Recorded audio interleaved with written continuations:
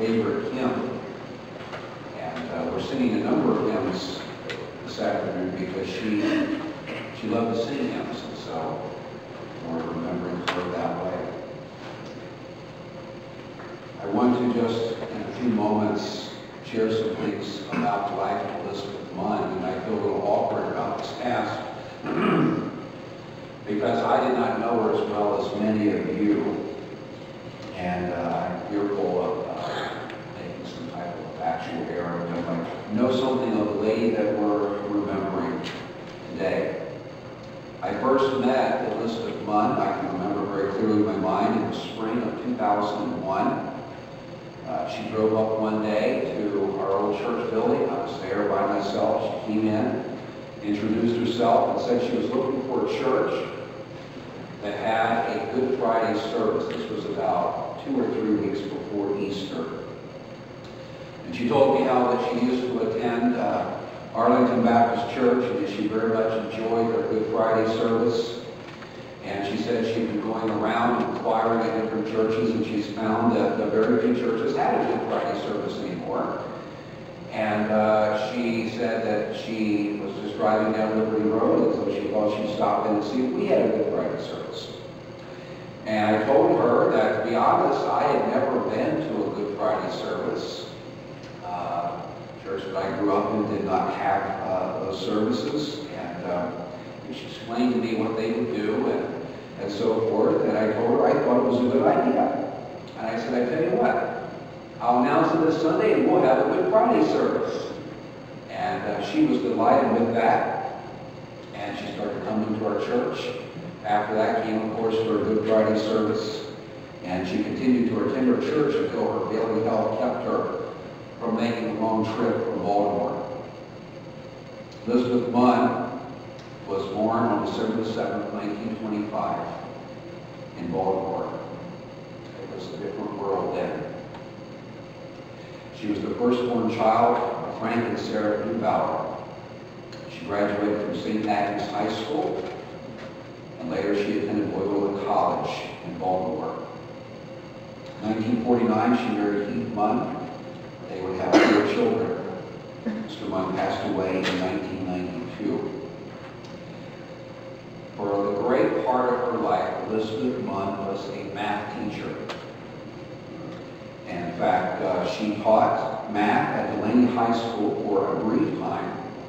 And then for about 50 years, she was a private tutor in all type of mathematics up until just recent months. She taught those fun classes like geometry and algebra 1 and algebra 2, and all those courses that you folks undoubtedly loved taking in high school. See some smiles. Difficult courses often, but she enjoyed teaching those courses. She had, for a time, she would travel to her pupils' homes and teach them privately in their homes, but in her latter years, they would come to her home on Blair Avenue, and she would teach them there.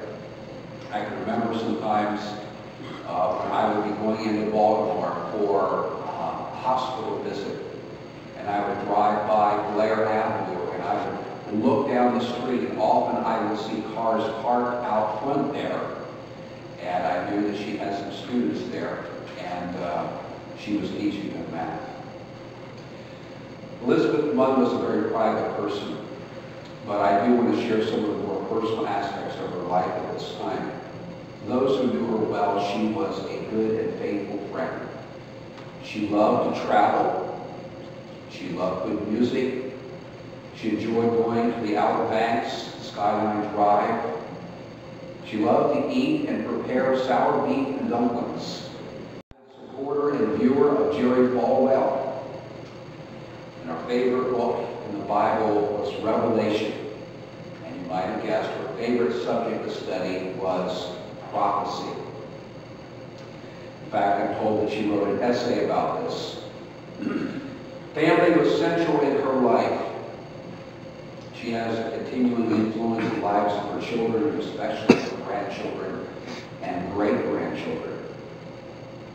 As some of the family were sharing with me, she taught her grandchildren the Ten Commandments, and did not hesitate to emphasize certain ones of them that she thought they were in violation of. She taught them right from wrong. Elizabeth Munn was raised a Roman Catholic, but as an adult she began to seek answers. She came to realize that her salvation was not dependent on what she did, but on what Christ did for her on the cross. I spoke to her about her conversion something like 10 years ago, and I have to be honest, I cannot remember the details of what she told me. I do know that she had a profession of faith and shared with me a time when she put her faith and trust in Jesus Christ. Mrs. Munn liked to read her Bible and attend church. She attended recently, and when I say recently, I mean the last few decades, Arlington Baptist Church, Grace Bible Baptist Church, and later this church, Calvary Baptist Church. And it is a comfort to know that Elizabeth Munn is with the Lord today. And she was able to pass her faith on to many of the succeeding generations. And we thank the Lord for that legacy of faith that she has left. Sorry, this is Michael Munn, her son, that she's lived with for many years. I just started down here. My family, and this that I've never met before. Yeah, I was taking care of my mom for the last 6 or so years. And she taught her math up until she was like 80, 81. And for the last 3 years, I found her card collection of her former students. But over the years, she's probably taught over thousands. There's about 160. And I sat for the last 3 days and I called them. Half the numbers didn't work. But I did get quite a few.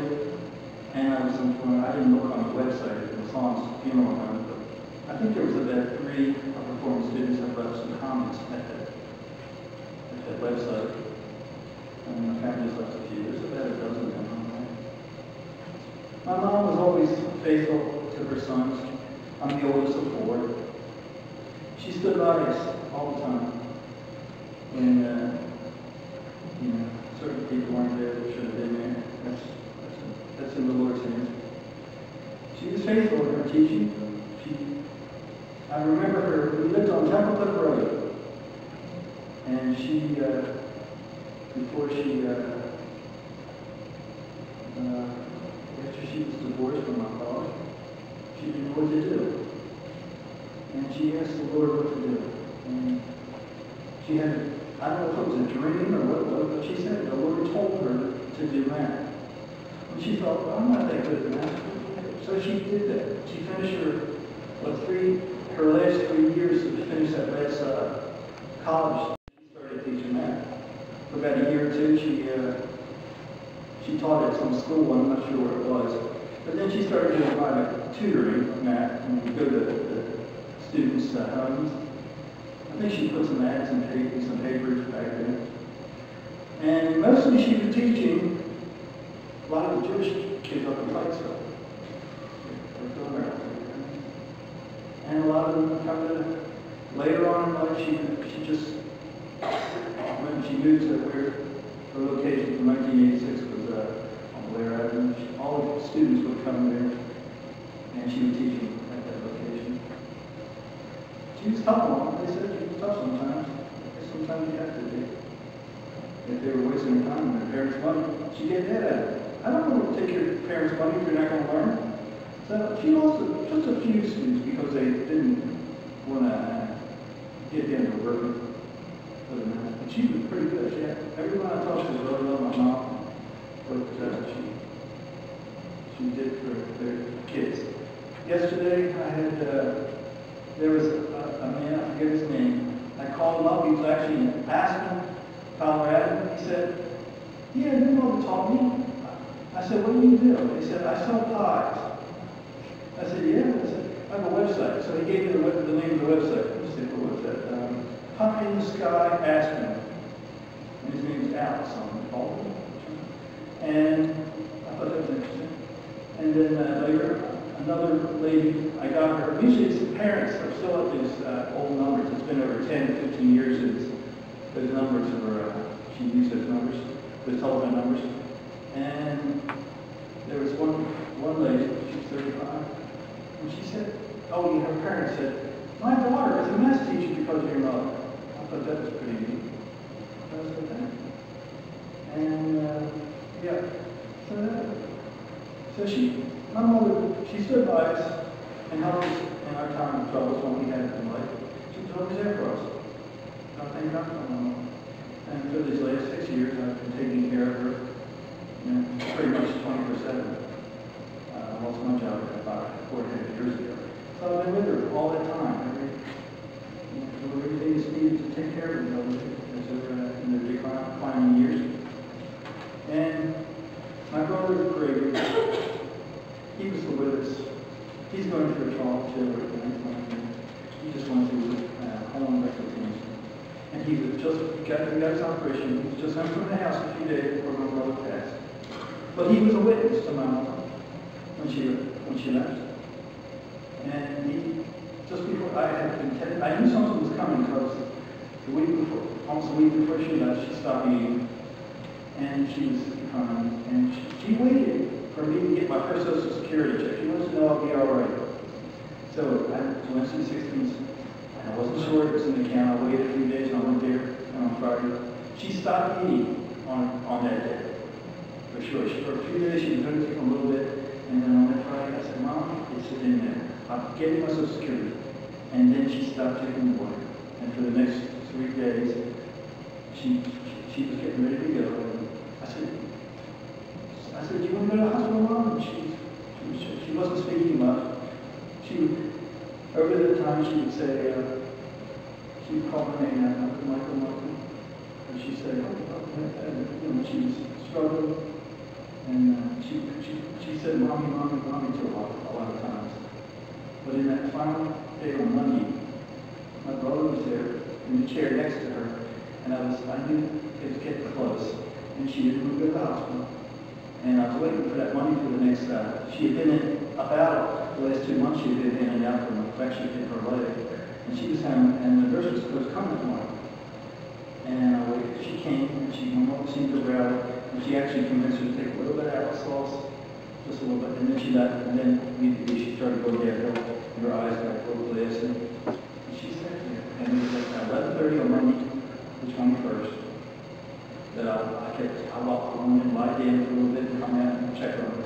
And my brother, a few minutes back, 8 minutes later, at about 11:38, my brother came to the door and said, come out, Mike, something's happened to Mom. And I came out, and then I looked across the room, and I knew she was gone. I knew she wasn't there.